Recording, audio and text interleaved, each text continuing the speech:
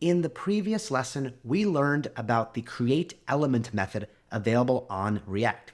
And obviously, in order to use it within our current HTML file, we're first going to need to pull in React. We don't have a formal node project here or a create React project. We just have a basic bare bones HTML file.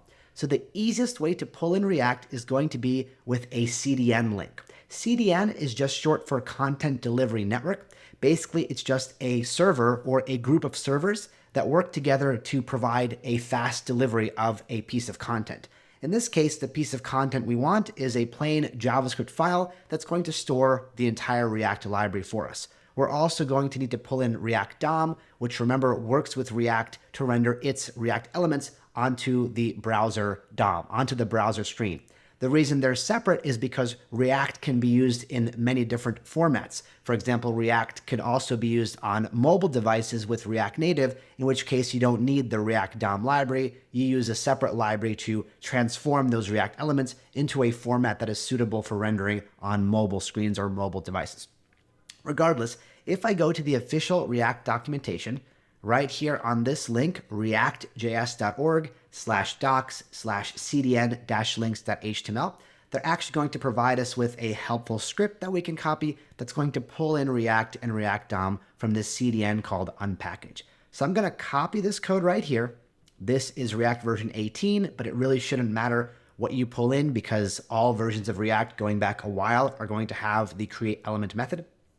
And right here, after I render my initial div content, I'm going to paste those script tags, let Prettier do its magic, and now we are pulling in React and React DOM into our project. Keep in mind, this is not a good idea for an actual production project. It's going to be very slow in the real world for your users to have to make a request to at one server to get React, then bring it in, then only then have access to things like create element to walk through your React related code and then render it on screen. All of this is pretty laborious and slow, so this is not a good idea for a real-world production app, but it is perfect for learning because it's just the easiest way that we can get React in here very simply and easily.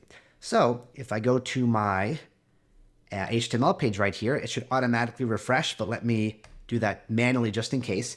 If I open up my browser console, here we're going to have, again, a valid JavaScript environment. And in here, we're going to have two available global constants now that we can reference in line. The first is going to be React with a capital R, and this is only available because of this line right here, where we are pulling in React from the CDN. It's going to make this React constant globally available. It's this object, and if I expand this object, you're going to see it has this create element method or equivalently function available right here. So we've pulled it in and it is now available for us to use both here in the console, but also in our file if we choose to do so. We're going to do that in a lesson or two from now.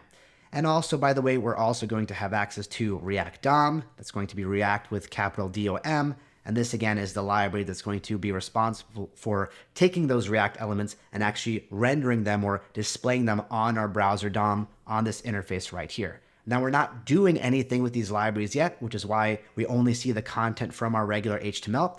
But in the upcoming lessons, we're going to use React to create an element and then learn about how we can get that element to display in our DOM, which basically means talking to React and allowing its virtual DOM to figure out those differences and update the browser DOM accordingly, right? Now, all of this is kind of abstracted away from us. We don't see the virtual DOM, we don't feel the virtual DOM, but we're basically going to start kind of reviewing the principles of React and see how they work very similarly to the native browser APIs that we were exploring a few lessons ago.